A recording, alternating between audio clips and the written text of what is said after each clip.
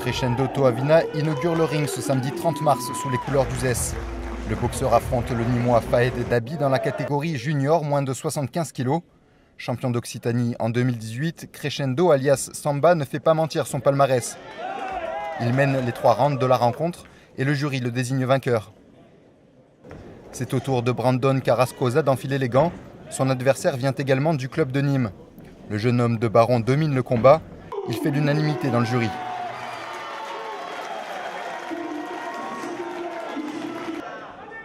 Et le succès des boxeurs locaux continue avec la victoire de Yanis Halal sur le Belge Ziad El Moher.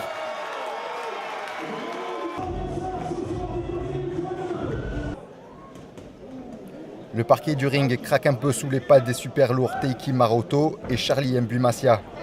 Le sportif de Tahiti, invité par le Boxing Club Uzès, a du mal à rendre les coups à un adversaire plus mobile. La victoire est pour Mbumassia, licencié à Orléans.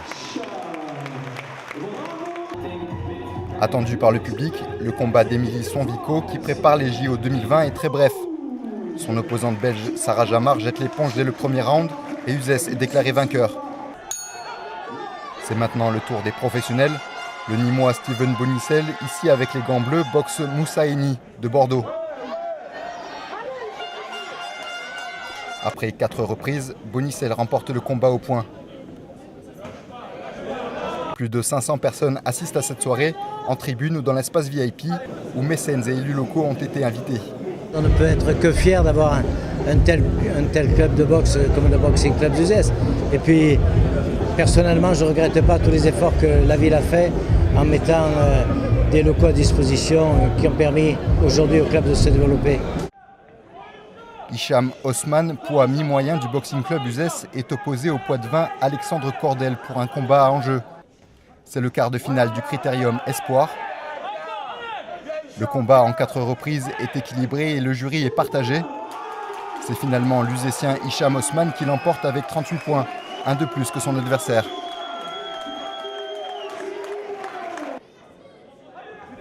Le professionnel d'Uzès, Yacine Abella, livre un combat impressionnant face à Marc Miguel. Les deux lourds légers sont du même niveau, mais Abella marque un peu plus de points que son adversaire à chaque round et il l'emporte à la fin.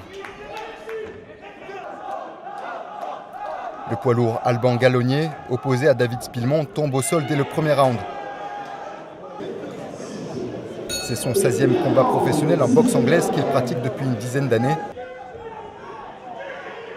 Les coups sont durs à encaisser, mais il reste sur le ring jusqu'au 6e et dernier round. C'est le coach qui le tire de là en jetant l'éponge.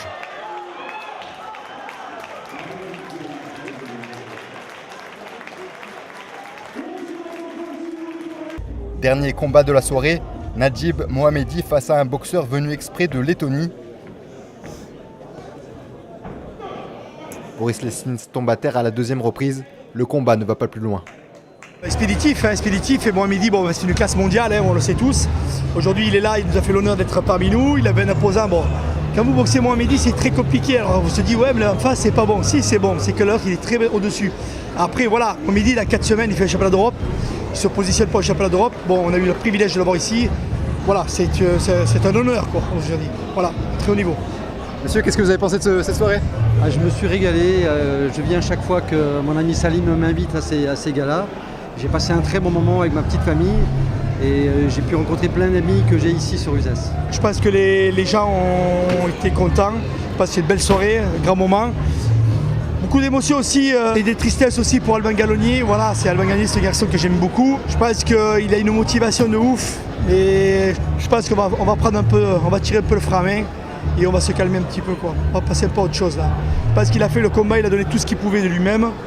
Mais arrive un jour, comme partout, il y a un début, il y a une fin, et puis voilà, il aura peut-être boxé son dernier combat à Uzès. C'est avec tristesse parce que il n'était pas en forme, il avait mal à ses jambes, pas vraiment du tout, et puis il n'a pas su trouver la technique qu'il fallait pour boxer. Voilà, ça a été malheureux un petit peu. Émilie aujourd'hui a un palmarès, quand même. Émilie c'est pas n'importe qui, partie de l'équipe de France, qui a fait le championnat d'Europe, championnat du monde amateur. Aujourd'hui, elle boxe la championne du Belgique. Elle a un nom. Je pense que Émilie aussi a vraiment le niveau. Elle prépare les qualifications JO 2020. Elle est en pleine préparation, en plein boom. Donc je ne suis pas étonné du résultat, et puis voilà, quoi, c'est tout. Dibili classe au-dessus. Voilà. Steven Bonicel montera de nouveau sur le ring samedi 6 avril lors d'un gala de boxe anglaise au centre Pablo Neruda à Nîmes.